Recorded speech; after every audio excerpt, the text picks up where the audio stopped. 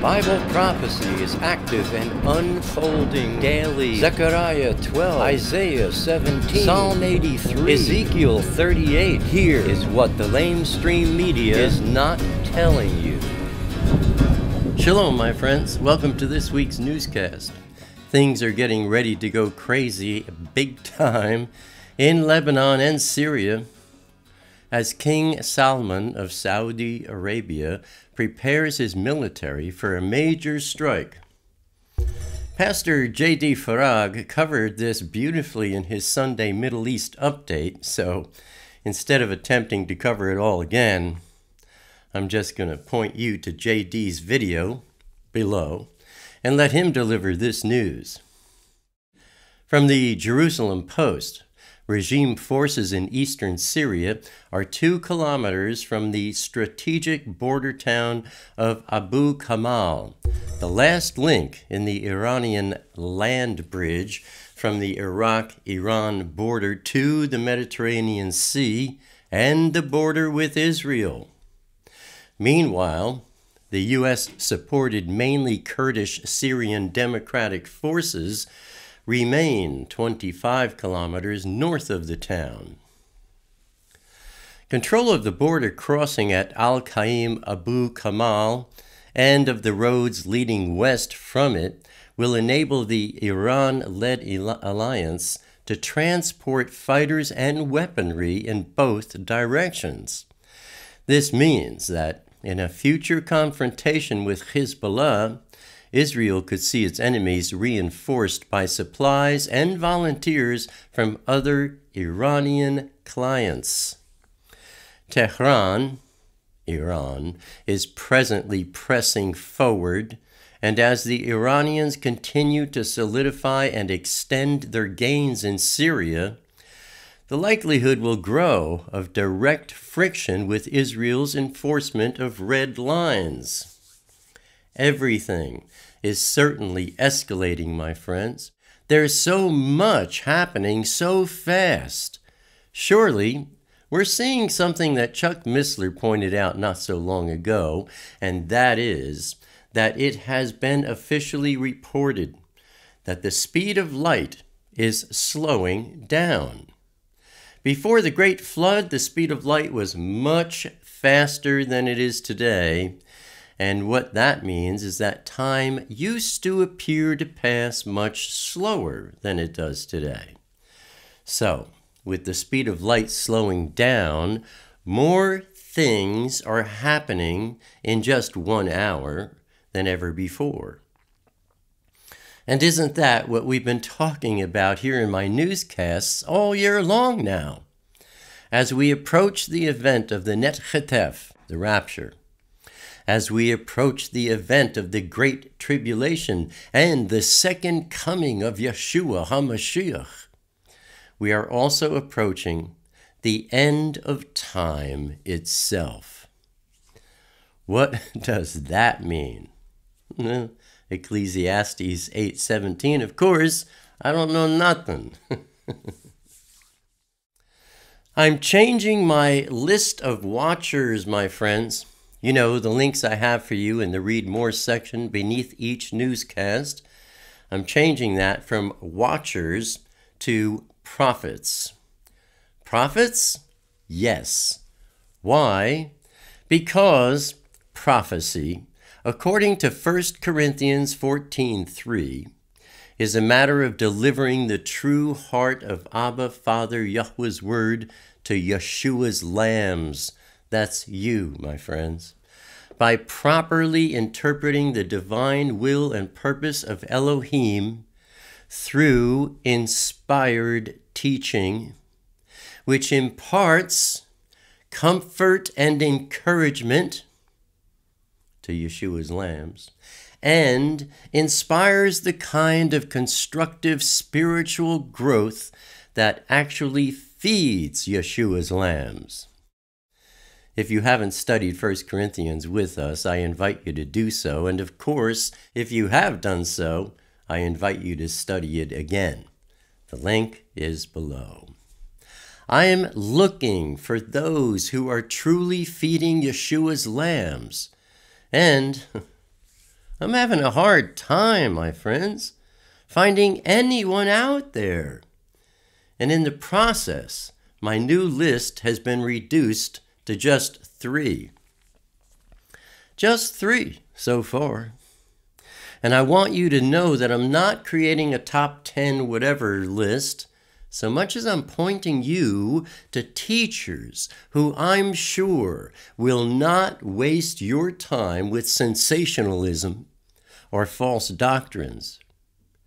Teachers who are being sincere and responsible about presenting Yahweh's word, nothing more and nothing less. And again, the list is subject to change at any given time.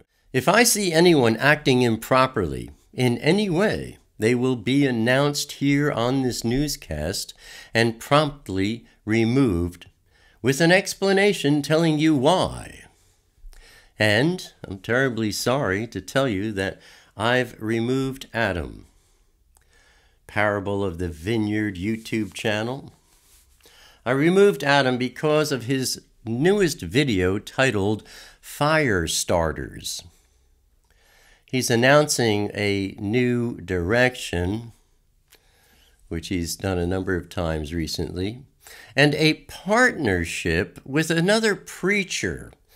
And honestly, I just couldn't believe what I was seeing as I tried to watch this person Adam is partnershiping with, reading scripture about the very name of Yahweh over and over again without ever mentioning the Father's name.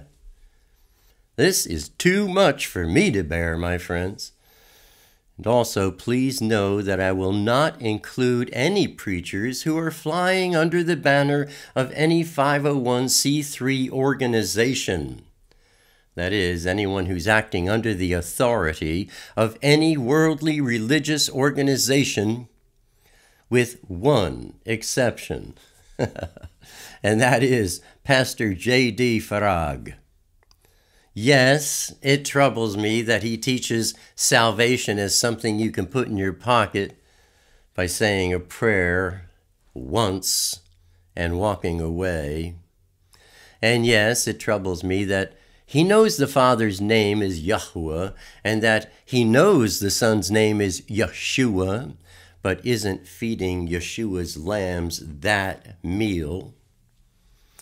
Nonetheless, I'm making an exception in JD's case because I see a man whose heart is bursting with love and sincerity for Elohim.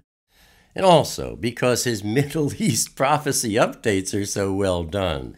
The main thing, my friends, is to give you a good way to spend more time in the Word with links that you come to trust as being worth your time. And wowza! If you haven't watched Paul Skatarsi's video, Zeus Mossbender YouTube channel, his latest video is titled Intervention, published last Friday. Believe me, you do not want to miss this one, my friends. Paul, well, to put it bluntly, he is now number 1 on my list because he's presenting the perfect example of what it means to truly prophesy, feeding our beloved Yeshua's lambs. Way to go, little brother. Turning to wars and rumors of wars, on Friday, November 17th, from the Trend News Agency, the Egyptian military launched a major counterterrorism operation in the Sinai Peninsula, killing 3 militants and arresting 74 others. The military also managed to destroy 5 four-wheel drive vehicles and 4 bomb-making workshops, while ammunition and fuel stocks were also targeted in the raid. And on Saturday, November 18th, from the Washington Post, government forces took back the final piece of ISIS's self-declared caliphate in Iraq, reclaiming the small town of Rawah near the border with Syria. ISIS was at its peak 3 years ago, when it held about a third of Iraq, including large cities like Mosul, Tikrit, and Fallujah, but is now scattered and severely diminished. On Sunday, November 19th, from Haaretz, the Israeli army fired several tank shells at Syrian army positions across the border from the Israeli Golan Heights after Syrian forces entered the demilitarized zone in violation of Israeli-Syrian ceasefire agreements. Turning to our Intifada update, on Friday, November 17th, from Haaretz, a Palestinian man rammed his vehicle into a 70-year-old pedestrian at the Efrat South Junction in the West Bank before continuing on to the nearby Gush Etzion Junction, where he attacked a second pedestrian. The assailant then exited his vehicle and ran towards a group of soldiers with a knife. Guess what happened? He got shot. Turning to our review of last week's news, King Salman of Saudi Arabia is preparing his military for a major strike on Iranian-backed threats in Lebanon.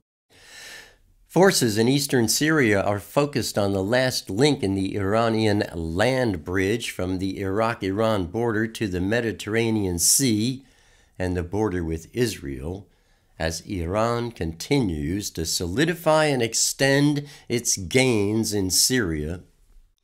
The Egyptian military launched a major counter-terrorism operation in the Sinai Peninsula.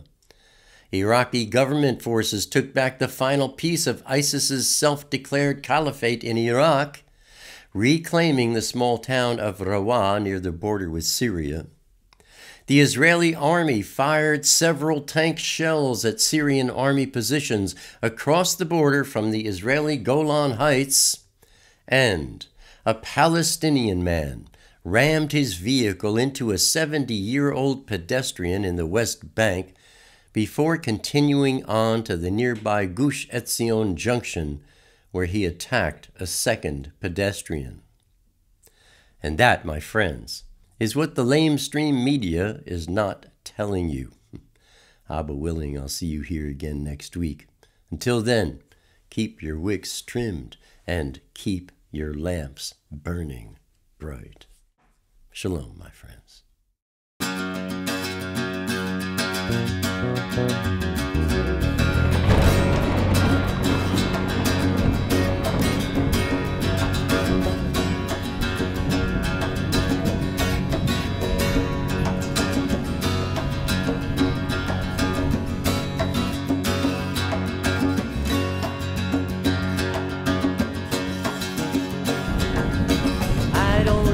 Crowded rooms, I need more space than I consume. Enough is time alone with you, underneath a naked moon, sharing confidential moods and making chatter. Mockingbird nocturnal sings notations of eternal things, entering the quantum breeze, flying not for want of wings. He lights his gaze on you and me, simply because we matter.